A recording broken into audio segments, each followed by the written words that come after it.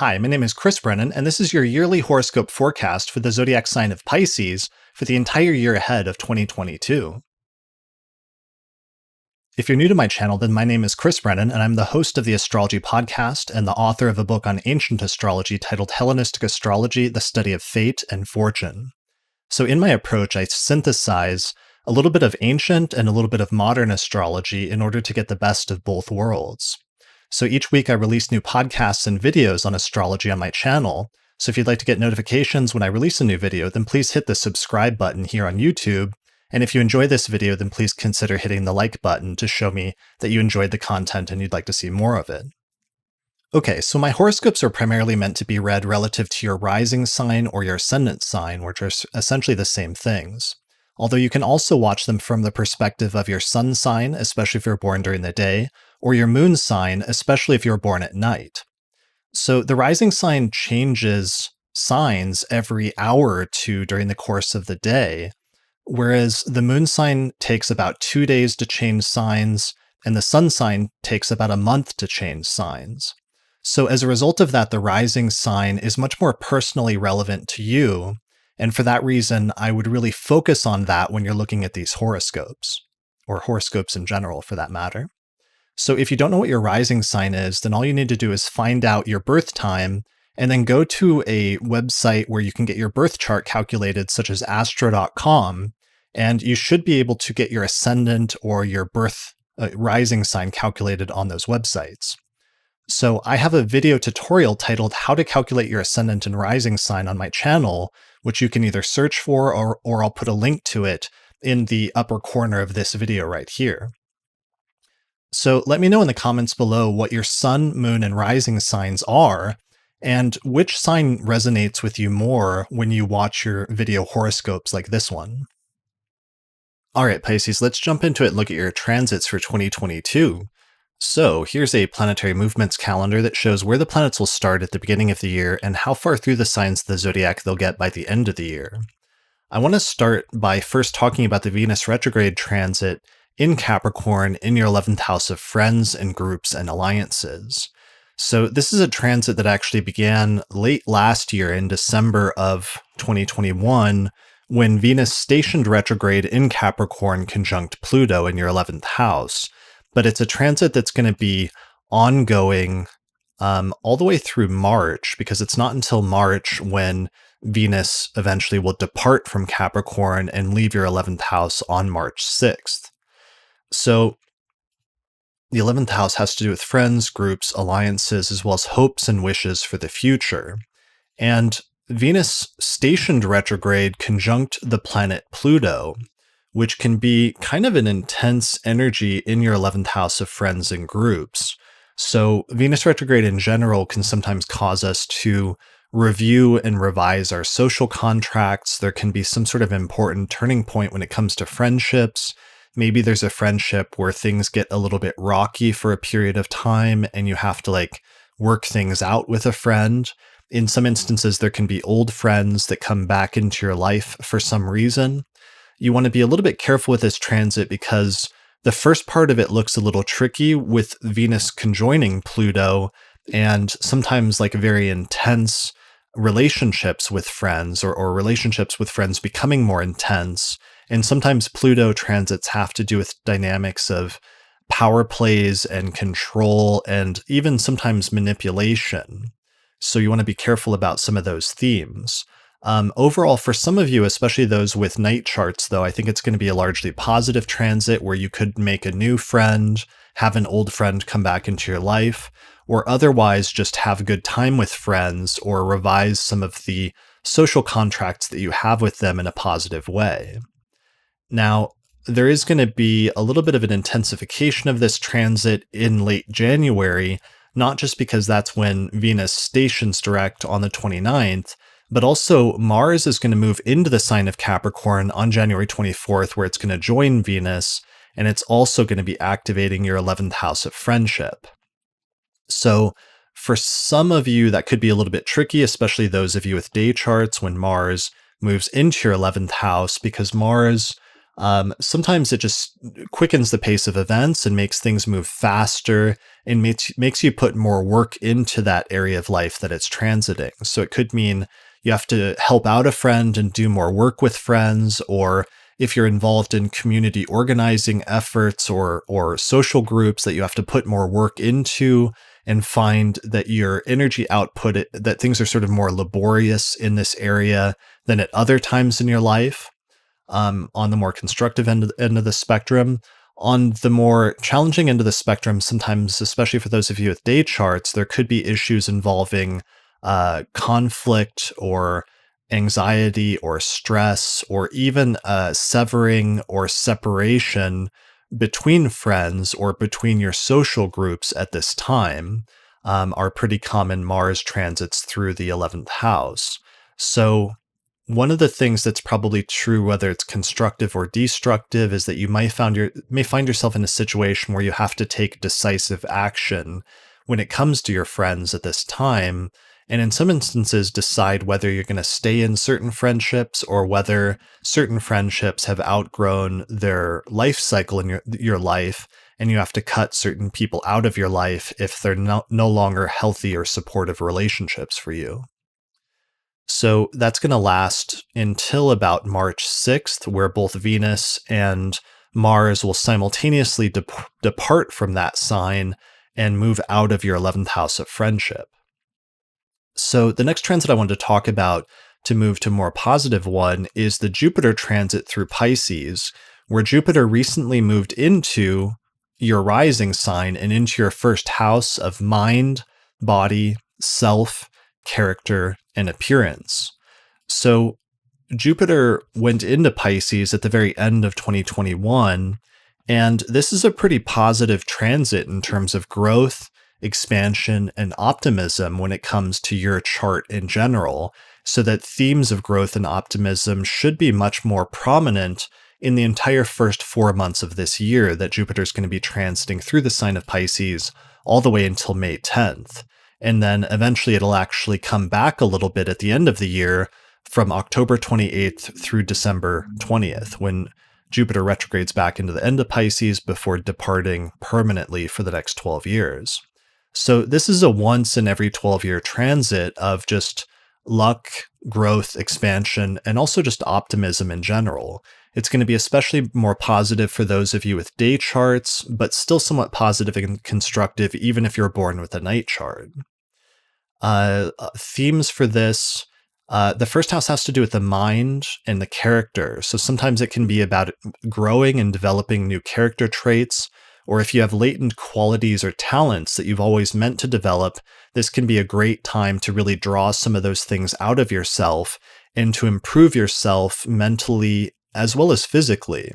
So the first house also has to do with the physical body, and that can be a great period in order to, if there's something that you wanted to improve about your physical body, to work on improving that or trying new things. Starting a new diet and exercise regime can be successful at this time. If there's some health issues that you've had issues with in the past, a first house Jupiter transit can sometimes be helpful in terms of having a period of more positive health, or at least seeking help from somebody or seeking advice from a doctor or other medical practitioner of some sort in order to improve your physical health.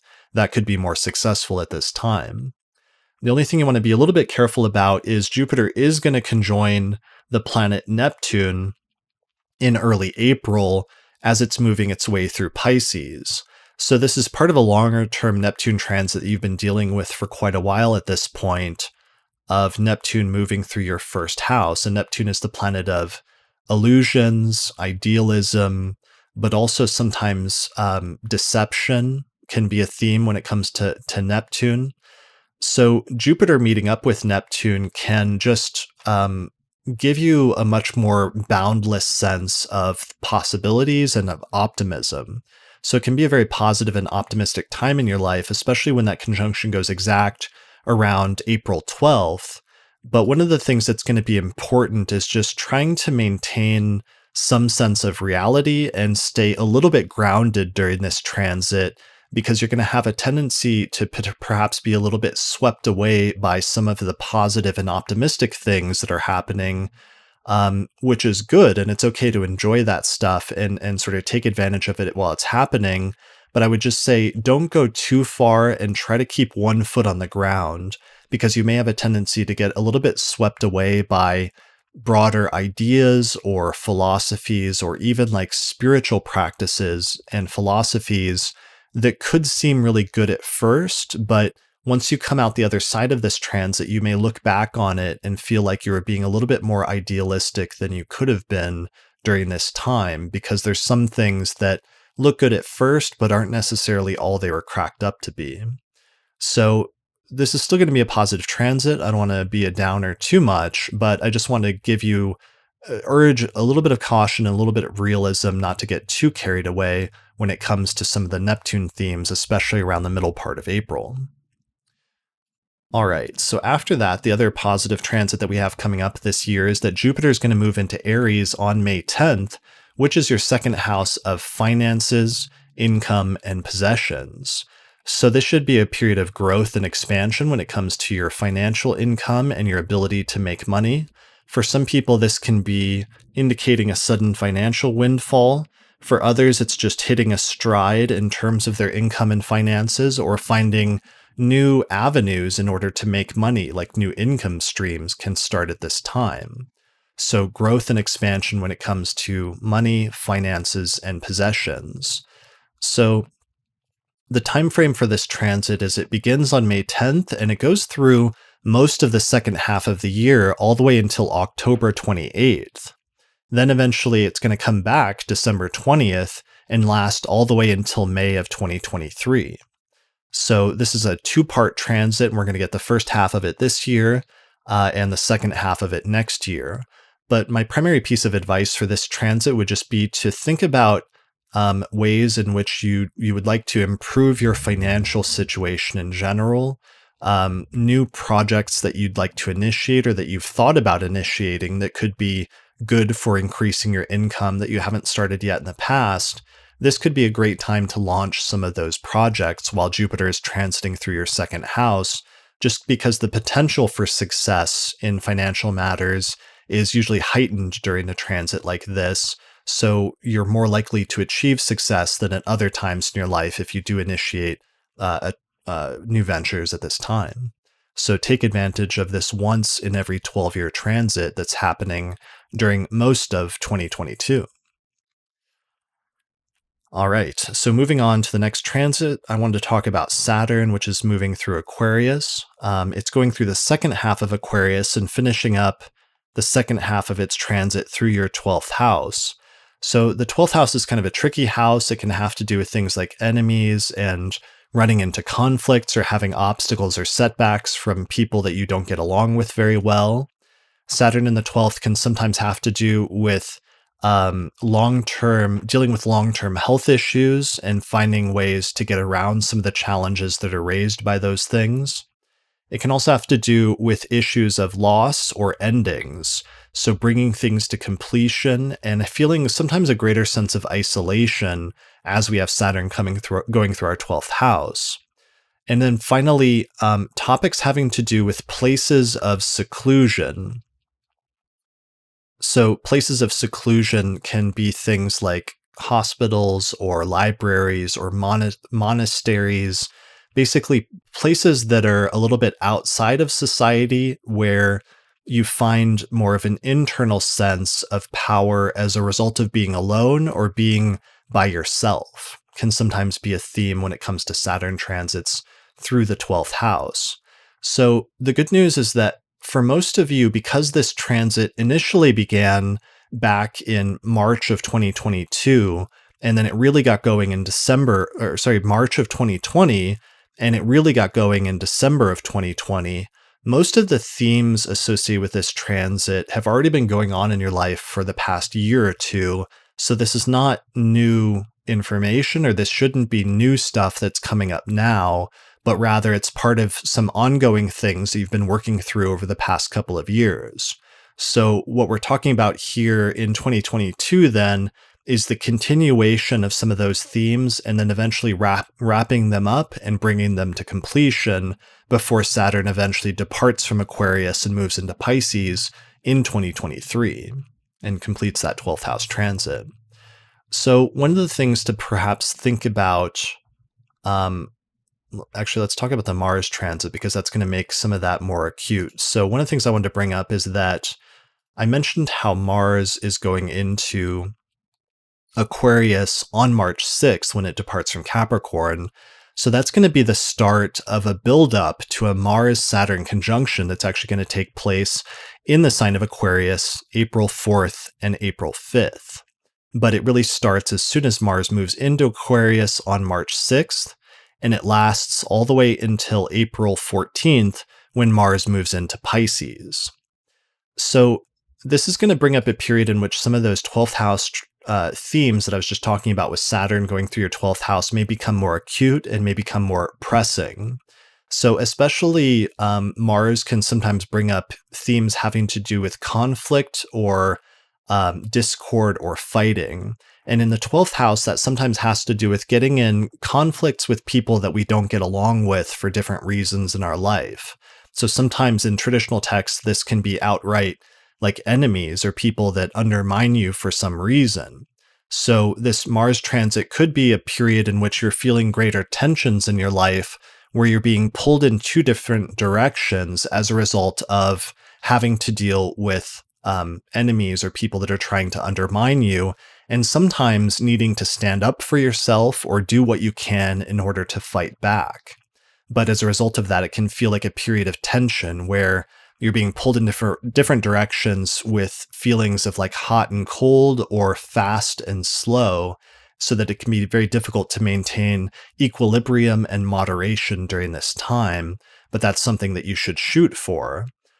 In particular, if you get into some sort of conflicts during this time with enemies or with people that you don't get along with, try to be careful not to go overboard or go too far, because sometimes Mars has a tendency to get impulsive and say things in the heat of the moment that can make things worse, or they can kind of throw gasoline on the fire of something that would have just been a small flame to begin with. But by saying things that you sort of impulsively that were a little bit worse than they could have been, you can make things a lot bigger so that they can get a little bit out of control. So I would pay attention to that during the course of that Mars transit in March and April. All right. Other things I wanted to touch base on and talk about here. Saturn is going to continue to square Uranus during the course of 2022, especially between September through October. And Uranus is transiting through your third house of communication, short distance travel, siblings, and neighbors or extended relatives. So this is again a transit that primarily we experienced at 3 points during the course of 2021, where there were 3 exact squares of Saturn and Uranus. However, as we can see from this graph from Archetypal Explorer, that Saturn-Uranus square is going to come back in the third quarter of 2022, and it's going to get very close to exact, so that for all intents and purposes, it's basically going to become operative again in September and October. So Uranus has been transiting for the past few years, since 2018, your third house of communication, which can sometimes indicate major changes and major unexpected disruptions or changes, sometimes very radical ones, in terms of how you communicate and how you express your internal thoughts to the world. So sometimes this can involve changes in terms of new types of technology that you're using to communicate, or new modes of communication that can be new and kind of innovative and kind of exciting to you for some reason. Sometimes these Uranus transits can indicate disruptions and unexpected volatility when it comes to our relationship with our siblings, our neighbors, or our extended family and relatives like aunts, uncles, or cousins. So for some reason, there's tensions here between your third house of those topics and your 12th house of people that you don't get along with. So it could be that there's some tensions between some of these major changes that have been taking place in the third house with like siblings, relatives, your neighborhood, your relatives, and things like that. And that could be causing you to not get along with some of those people in your life so that they get moved over into the 12th house category of like people either that you're not getting along with or that are somehow undermining you in some way, so that it's creating tension for you psychologically and the need to sort of stand up for yourself and push back against those things in order to create balance in your life. So one other possible thing that could come up with this is the 12th house can sometimes be the house of self-undoing, where we accidentally undermine ourselves through sort of not realizing it, basically. And since the third house is the house of communication, it could be that some of the tension here has been an ongoing theme of undermining yourself by communicating through some of these new methods that you may not be used to using very much because they're new and innovative means of communication. So be careful how you communicate so that you don't undermine yourself or create unnecessary enemies, especially in the third quarter of this year. So that's going to take us into the next thing that I wanted to talk about, which is the eclipses that are actually taking place in Taurus and Scorpio, since that's going to expand on some of the third house themes that I was just talking about. So we're going to have two pairs of eclipses happening this year. The first set of eclipses is going to take place in late April and early May. And the second set of eclipses in the same signs is going to take place in late October and early November. So this is going to take place in your third house of communications, short distance travel, siblings and other relatives, like in your like neighbors and things like that. But also it's going to take place in your ninth house of travel, education, religion, philosophy, your belief system, but also your exposure to foreign cultures and foreign people, or people that are from backgrounds that are radically different than your own. So my keyword for eclipses is that they tend to represent major beginnings and major endings with respect to the topics of the houses that they fall in. So with some of the third house eclipses, that may indicate major beginnings and major endings when it comes to communication, how you communicate, what your communication style is, but also potentially education. So third and ninth house both have to do with education and learning new things. So it could be either wrapping up a major educational program that you've been working on for quite a while now and bringing it to completion, or it could be initiating a new thing that you're learning and a new object of study that suddenly becomes your focus during this time and takes up a lot of energy and attention. So the third house can also have to do with travel. Both third house is short distance travel and the ninth house is long distance travel. That can be kind of tricky when it comes to COVID, but sometimes there can still be major beginnings and endings when it comes to travel. The ninth house is the third house also relates to siblings, so there may be some major events that are happening in the lives of your siblings or other third house people that marks a major beginning or ending for them. Sometimes this is just things happening in their life that is independent of you, like, having a sudden major change or having a sudden windfall or something like that, or a sudden ending.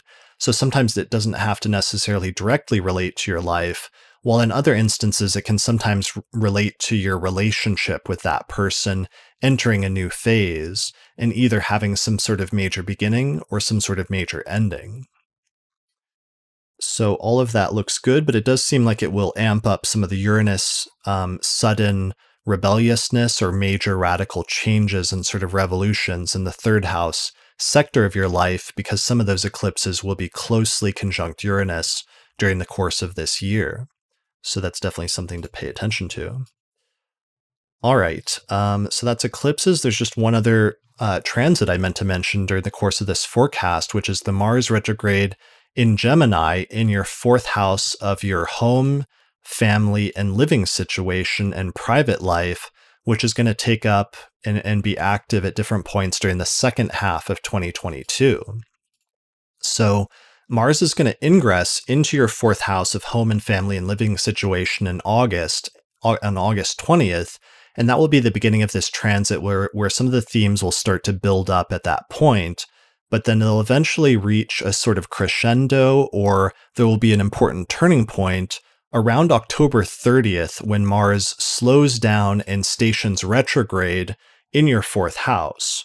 So here's your fourth house, and there's Mars where it'll be moving forward in Gemini, and then suddenly it'll slow down and do sort of like a U-turn and start moving backwards. So Mars transits through our fourth house. Sometimes it may just be like working extra hard at home. Maybe you have a construction project at home where there's something that forces you to put in a lot of hours and a lot of work. Maybe it has to do with your parents and maybe taking care of your parents, or something about your relationship with your parents that's taking a lot more effort on your part than at other times in your life. Sometimes we have to be careful because Mars can indicate some amount of like strife or discord in the part of our life that it's transiting. So there could be some problems at home. There could be some sort of like accidents or things like that. Like I know Mars, for example, transits can sometimes coincide with things like fires or that's more of like a worst case scenario. But just in terms of Mars transits at home can sometimes just indicate discord in the home or the living environment. So sometimes Mars is also about severing and separation. So it could be needing to leave your home for some reason and move into a different one due to some event that happens or some scenario that comes up that forces some sort of separation from that place. Alternatively, if it's something that has to do with your parents, the relationship with your parents could be a little bit more tense during this time, and there could be some fighting or some discord with them, either due to something that's happening independently in their life or due to something that is directly related to your relationship and your interactions with them. So it would be a good idea to be extra careful in terms of how you relate to them during this time. Of course, if you need to stand up for yourself or do something decisive in terms of your relationship with them, then sometimes that can be necessary, even if it's somewhat temporarily unpleasant. But in some instances, if a fight comes up, you might want to be a little bit careful because you might be more prone to going overboard and saying things in the heat of the moment that you later regret during this time. And this could cause a larger spat or a larger separation between you and your family than it might seem at first. So just try to exercise some level of moderation and some level of restraint or caution when it comes to your interactions with them.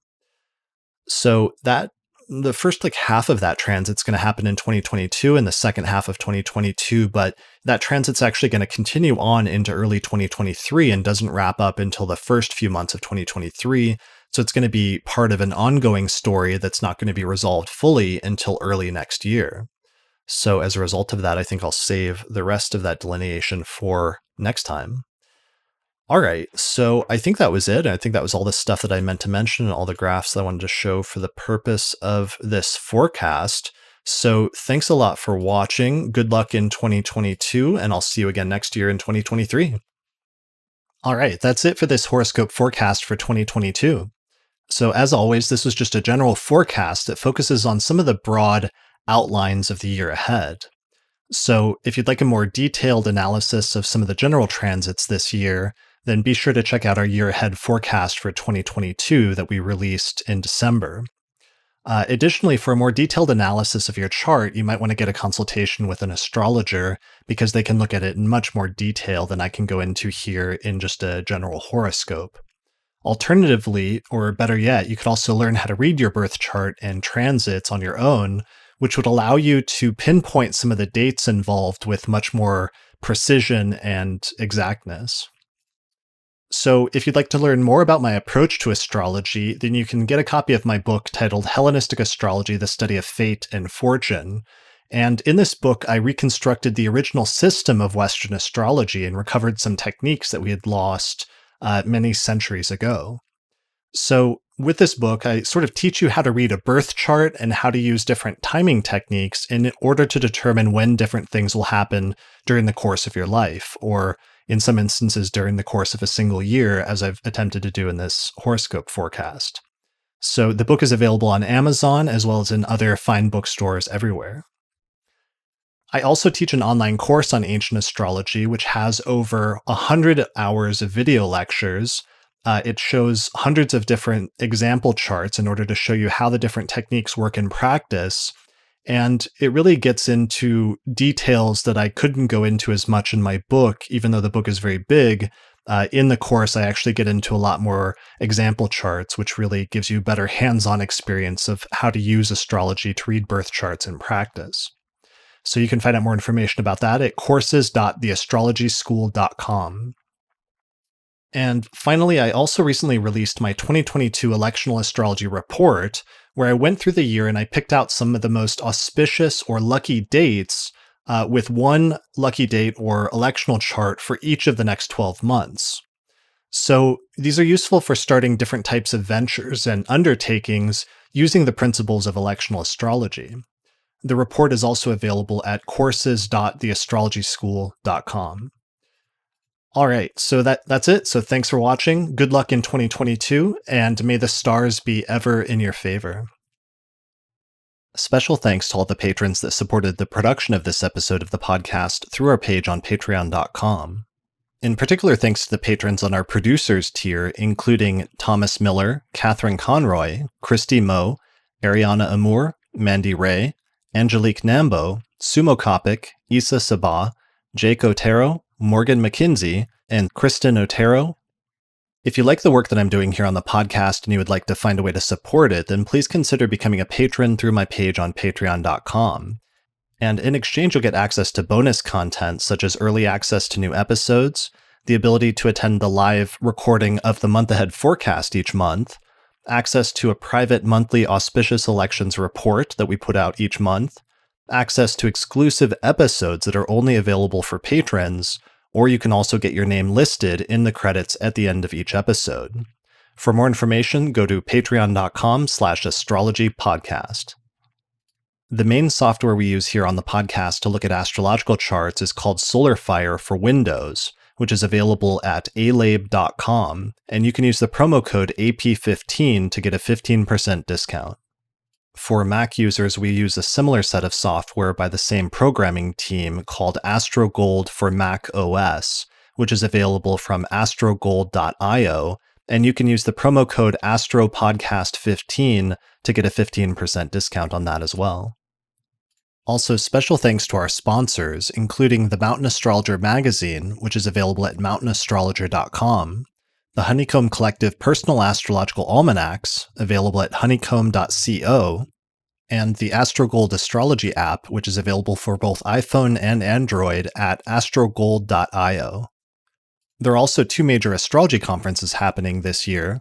The first is the Northwest Astrological Conference, happening May 26th through the 30th, 2022, near Seattle, Washington. Find out more information at norwac.net. And the second is the International Society for Astrological Research Conference, which is taking place August 25th through the 29th, 2022 in Westminster, Colorado. And you can find out more information about that at isar2022.org.